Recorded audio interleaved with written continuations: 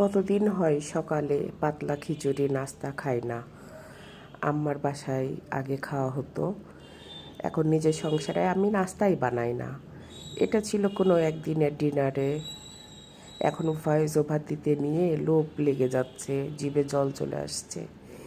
যাই হোক, এই খিচুড়িটা একটু স্পেশাল, কারণ এটা ছিল সব ফ্রিজে যত লেফট ওভার, পোলাও, বিরিয়ানি, চচ্চড়ি, ডাল, গোস্তের ঝোল যা যা ছিল সব কিছু মিক্স করে এই খিচুড়িটা করেছি।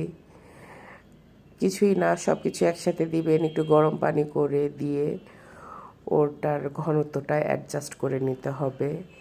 আর যেহেতু সব কিছুই বাসি বুসি, তাই ওটা একটু মানে নতুন ফ্লেভার আনার জন্য, টাটকা ফ্লেভার আনার জন্য একটু পেঁয়াজ রসুন বেরেস্তা করে অ্যাড করে দিলাম।